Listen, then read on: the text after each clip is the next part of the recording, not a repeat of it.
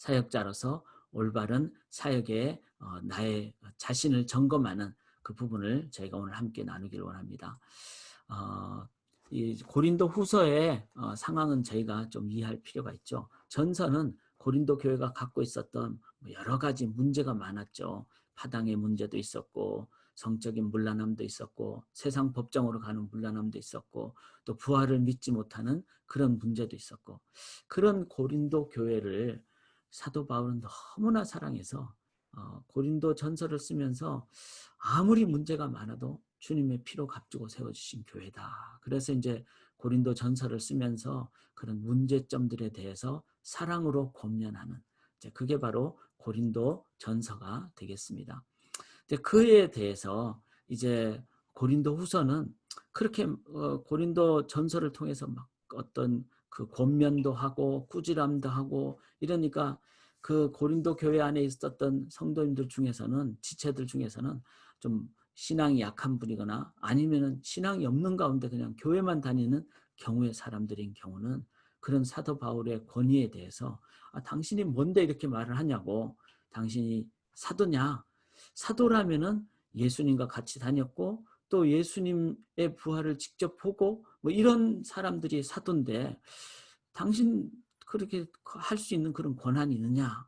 그렇게 이제 좀 반대를 하고 불신하고 이런 것에 대해서 이제 고린도 후서를 쓰면서 여러 가지 내용이 있지만 그 중에 하나가 바울의 사도권에 대한 자기 어떤 입장 표현, 이게 바로 고린도 후서 중에 하나고 또 오늘 본문이 그런 내용입니다. 그래서 사역자로서, 섬기는 자로서 바울이 나는 이런 자세와 기준을 가지고 나는 사역을 합니다. 이제 이런, 그래서 이제 우리가 이 고린도전 후서 3장은 아주 중요한 장입니다. 사역자의 제가 이렇게 영어 표현을 했죠. 셀프 점검 리스트, 자기 점검 리스트.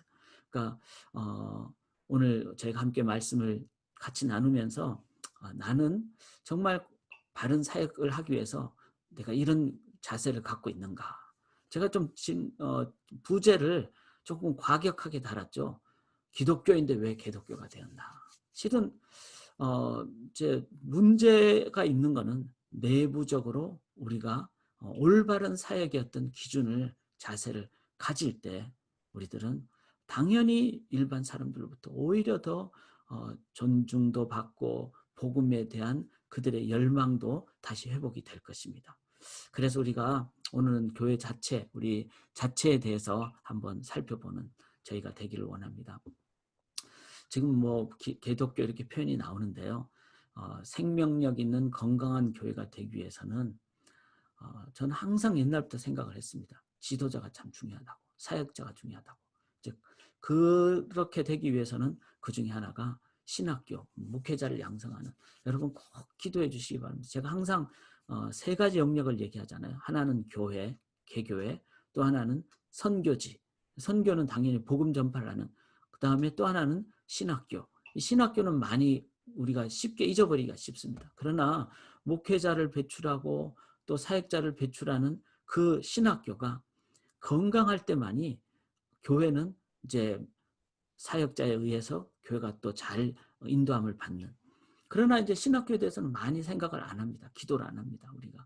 그래서 꼭 이 부분을 놓고 기도해야 됩니다. 꼭 우리가 개교회 위해서 기도해야 되고 또 개교회가 선교지의 영역도 우리가 감당해야 되고 또 개교회가 지도자, 사역자도 잘 감당하는 신학교 역할도 감당하고 그러면서 또한 우리가 선교지를 위해서, 열방의 선교지 위해서 또 신학교를 위해서 기도하는 이 3원 요소가 같이 갈 때 하나님의 교회는 건강하게 세워지고 하나님 나라가 건강하게 세워지게 됩니다. 자, 그런 관점에서 우리 자신을 한번 돌아보고 우리 교회도 한번 보고 기도하기 위해서 나는 건강한 사역자인가? 바울은 어떤 관점을 가졌는가? 우리가 한번 살펴보기를 원합니다. 먼저 3장 고린도 후서 3장 2절을 보면요. 1절부터 먼저 보면 우리가 다시 자천하기를 시작하겠느냐? 우리가 어찌 다른 어떤 사람처럼 추천서를 받아서 붙이거나. 이게 뭐죠? 보통 우리가 어떤 일을 하기 위해서는 추천서를 사람들로부터 받죠. 더 권위 있는 사람들로부터. 그렇게 받는데 그런 위임장 혹은 신임장을 종이로 한 거 이거 필요하긴 하죠. 예를 들어서 신학교 공부를 잘 해야 되고 또 그 사람이 이런 훈련 과정도 받고 또 어느 기간 동안 어떻게 신앙생활 하는가 이런 어떤 그런 배경과 또 그 연력이라 그러죠. 그 사람들의 그 연혁이라 그러죠. 이런 부분도 참 다 중요합니다. 그런 가운데 실은 그것만 앞장세우면 어떻게 될까요? 무슨 신학교 나왔다든지 언제 무슨 공부를 했다든지 무슨 학위가 있다든지 그게 필요 없다는 얘기가 아니라 실은 그것도 우리가 봐야 될 한 중요한 점이지만 그것만이 전부라고 한 것에 대해서 문제가 있다는 거죠. 그래서 사도 바울은 이렇게 얘기합니다. 나의 추천서는 바로 여러분들입니다. 2절에 여러분들은 우리 사역자들의 편지입니다. 우리 마음에 썼고 무사람이 알고 읽는 바입니다. 우리가 마음으로 여러분을 향해서 섬겼고 그 마음이 마음에서 전달되고 그랬을 때 여러분의 삶에 기록되어진 그 하나님의 은혜, 사랑 그것이 바로 변화된 당신들이 바로 제가 보여드릴 수 있는 추천서입니다. 이게 바로 사도 바울이 가졌던 자세예요. 그건 뭘까요? 사도 바울은 어떤 외적으로 형식적으로 그렇게 일하지 않았습니다. 어떤 서류 속으로 일하지 않았다는 겁니다. 사도 바울은 마음은 성도님들에게 가 있었죠. 성도님들의 변화를 위해서, 성장을 위해서, 영혼 구원과 영혼 양육에. 그래서 나의 기쁨과 자랑의 면류관은 바로 당신들입니다라고 데살로니가 성도님들 향해서 얘기를 했잖아요. 바울은 이 세상의 자랑보다 주님 앞에 섰을 때 함께 섬겨서 함께 구원받은 그 영혼들, 영혼에 초점을 두는 사람이 진정한 사역자입니다. 영혼을 보면은 내 마음이 정말 막 뜨거워지고 영혼을 보면은 안타까워지고 영혼을 보면은 사랑하게 되고 그게 바로 사역자의 가장 기본적인 자세라는 겁니다. 그런데 변화된 성도님들의 마음에 썼던 편지라는 건 어떤 거죠? 3절에 보면은 여기 하반부에 보면은 돌판에 쓴 것이 아니요 육의 마음판에 새겼는데 그게 뭡니까? 그리스도의 편지라고 그랬어요. 그리스도의 편지. 이 말은 뭐죠? 그리스도께서 쓰신 편지라는 거예요. 즉 바울이 아무리 막 인간적으로 뭐 잘해주고 이래서 바울의 마음의 감동을 받아서 변화된 것이 아니라 그리스도께서 그들의 마음속에 성도님들의 마음속에 직접 쓰신 사람들. 즉 바울은 나는 죽어도 된다. 내 안에 그리스도만 당신들께 전파되기를 원합니다. 이게 바울이 가졌던 마음이라는 거예요. 그게 진정한 영혼 구원이라는 거죠. 우리가 사람을 좋아할 수는 있어요. 그런데 사역자들은 사람을 좋아서 사람 섬기는 사람들은 다 자기 사람 만들기가 쉽습니다. 자기 다 떠나도 사역자들이 뭐 상황이 생겨서 사역지를 변화시켜도 변경하여도 그 성도님들 속에 그리스도가 남는 그런 사역. 그것이 진정한 사역입니다. 그리스도에 의해서만이 영혼이 진짜 변화되기 때문에 자, 나는 진짜 사역자인가? 바른 사역자인가? 영혼을 사랑하는가? 그런데 내 안에 계신 그리스도가 그들 속에 증거되는가? 그래서 나는 죽고 내 안에 그리스도께서 살아야지 뭐 목사님이 참 훌륭하시고 다 소용없습니다. 목사도 인간이고요. 목사도 죄성을 가진 존재입니다. 목사도 그리스도 안에서 죽고 내 안에 그리스도가 사는 그래서 주님만이 증거되는 아빠 엄마가 되시고 그리고 우리 사역자님들이 되시고 목회자가 될 때 우리는 그것이 진정한 사역자라는 겁니다. 바울이 가졌던 그런 그리스도의 편지라 그리스도께서 쓰신 편지라는 뜻이거든요. 그렇게 했습니다. 또 3절에 보면요. 오직 살아계신 하나님의 영으로 썼다. 하나님의 영은 성령이잖아요. 즉 성령에 의해서 기록되었다는 말은 뭘까요? 그것은 성령만을 계속 의지하는 그래서 4절 5절에 보면요. 우리가 그리스도로 말미암아 하나님을 향하여 이 같은 확신이 있는데 우리가 무슨 일이든지 우리에게서 난 것 같이 스스로 만족할 것이 아니니 우리의 만족은 오직 하나님으로부터만 난다. 이 우리 인생의 진짜 만족이 뭐죠? 아무것도 염려하지 말고 오직 모든 일에 기도와 간구로 너희 구할 것을 감사함으로 하나님께 아뢰을 때 세상이 줄 수 없는 평강을 누리게 되고 하나님으로 해서 만족함을 느끼는 사람. 이게 뭐죠? 기도하는 사람. 성령을 의지하는 사람. 기도의 영, 성령을 의지하는 사람. 기도를 통하여. 그래서 사역자의 가장 중요한 점검 중에 하나는요. 나는 기도하는가? 하나님께 기도하는가? 이분은. 그게 바로 사역자가 갖는 두 번째 점검 리스트입니다. 자, 세 번째는요. 이 6절부터 이제 11절까지 쭉 내용인데 기본적인 내용은 뭔가 하면요. 여기 9절에 보면 정죄의 직분 이렇게 했는데 정죄의 직분은 뭐죠? 율법주의잖아요. 율법은 뭐죠? 막 지키려고 했는데 맨날 율법 지켜서 너 구원받는다 그러면 우리는 절대로 구원 못 받죠. 왜냐하면 율법을 다 지킬 수 있는 사람이 없기 때문에. 그래서 그 율법대로 하면은 죄의 삭슨 사망, 죽음인데 그 죽음 대신에 우리로 하여금 대신 죽어진 예수의 은혜. 그래서 정죄의 직분은 이제 구약에 있었던 그 율법주의에 따르는 자인데 그 율법주의에 따르는 자들의 어떤 인간적인 영광, 이게 이제 정죄의 직분도 영광이 있은즉 이런 의미입니다. 그런데 그 인간적인 영광이 있은즉 의의 직분은 영광이 더욱 넘치죠. 여기서 의의 직분은 뭐죠? 그리스도의 은혜로 칭의함을 받은 자. 그래서 우리들은 구약의 그 율법주의에 의한 영광, 이게 뭐죠? 만약에 우리가 직분을 목회자도 내가 이제 목사가 됐으니까 무슨 담임 목회자가 됐으니까 이게 영광이다. 그건 뭐죠? 구약이 말하는 율법주의적인 영광이 직분에 의한 영광. 그 영광을 갖고 사는 사람들은 실은 은혜로 의의 직분을 받은 칭의함을 받은 진정한 영광을 갖지 못하기 때문에 항상 어떻게 합니까? 자기 영광을 구하려고 그래요. 자기 영광을. 많은 교회가 직분의 어떤 문제 때문에 문제가 많잖아요. 뭐 목회자와 장로님들과의 갈등이라든지 아니면은 뭐 당회와 어떤 뭐 갈등이라든지 그 속에는 은혜로 의한 의의 직분의 영광이 없으니까 조금 기분 나쁘면은 자기 어떤 입장을 막 그냥 과시를 하려고 한다든지 자기 주장을 하려고 한다든지 주님의 은혜에 의의 직분을 가진 자는요. 기도하고 영혼에 초점 맞추고 은혜로 늘 겸손하고 감사하고 주님의 뜻만 묻고 그 은혜의 사람, 이 사람이 바로 사역자의 바른 자세입니다. 이 사역자는 16절에 보시면은 그러나 언제든지 주께로 돌아가면 그 수건이 벗겨지리라 주는 영이시니 주의 영이 계신 곳에는 자유가 있느니라. 자, 구약에 모세가 하나님을 만나니까 막 영광의 광채가 있었잖아요. 그래서 그가 수건을 쓰고 이제 시내산에서 내려왔습니다. 왜 그럴까요? 영광이 없어지지 말라고. 그게 아니고 모세는 하나님의 영광을 받았거든요.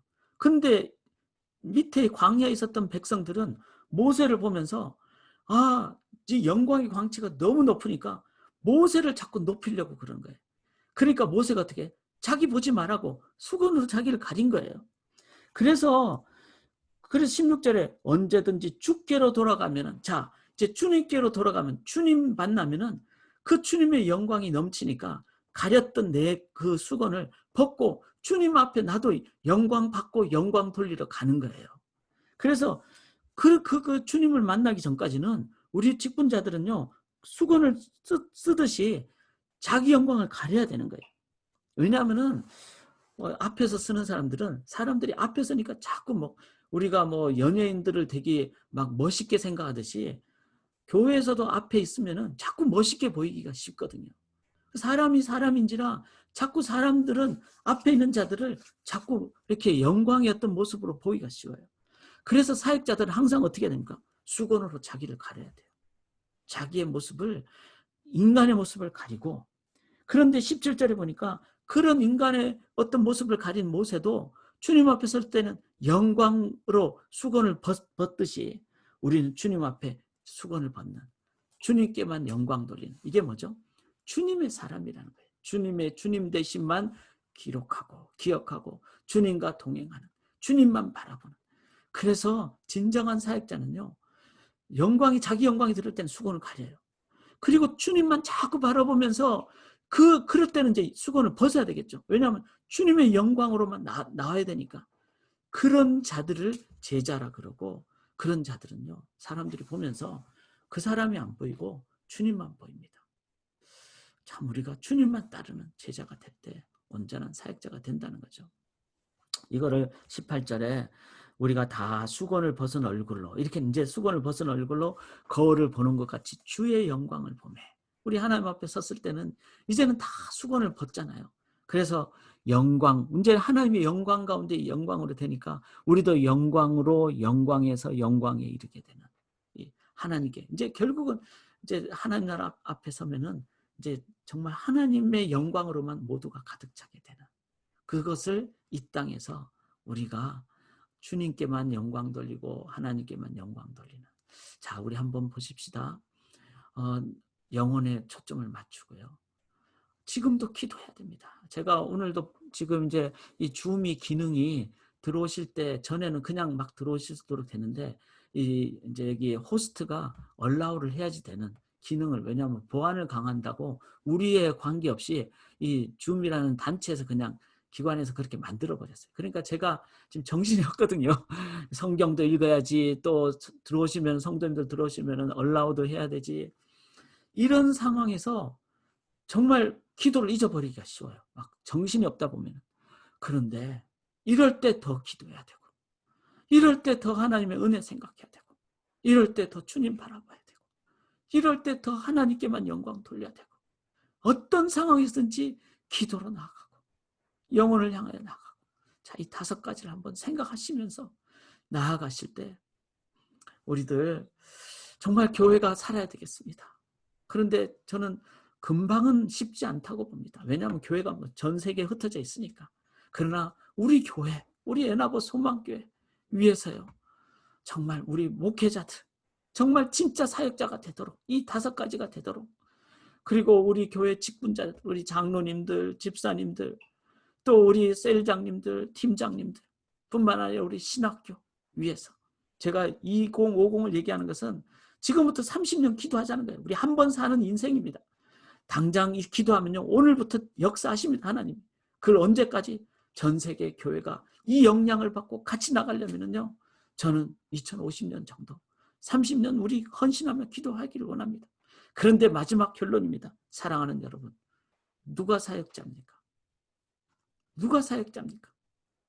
여러분, 혹시 여기에 목회자, 직분자, 사역자, 이 3분 직분들만 사역자라고 생각하시지는 않은지요? 저는 이것부터 고쳐야 된다고 생각합니다. 성도는 영어로 하면 크리스찬이에요. 크리스찬의 의미는요, 그리스도를 따르는 자예요. Follower of Jesus Christ. 그렇다면은 내가 따르는 주님만이 세상에 선포되는 사역자입니다. 우리 모두는, 여러분들이 사역자입니다. 지금 18 어카운트가 들어와 계시고 카톡 라이브로 7분이 지금 함께 참여하고 계신데, 그러면 최소한 25분 아닙니까? 25분이 내가 사역자입니다, 내가 크리스찬입니다, 내가 그리스도입니다, 이렇게 우리가 고백하고 이 5가지를 위해서 기도하며 나아가실 때, 사랑하는 여러분, 우리들 이 땅에 주님만이 증거되는 삶이 되기를 간절히 기도합니다. 고백하십시다. 내 안에 사는 이 예수 그리스도니 나의 죽음도 유익함이라. 나는 죽고 그리스도만 사는 우리의 삶이 되기를 주님의 이름으로 간절히 기원합니다.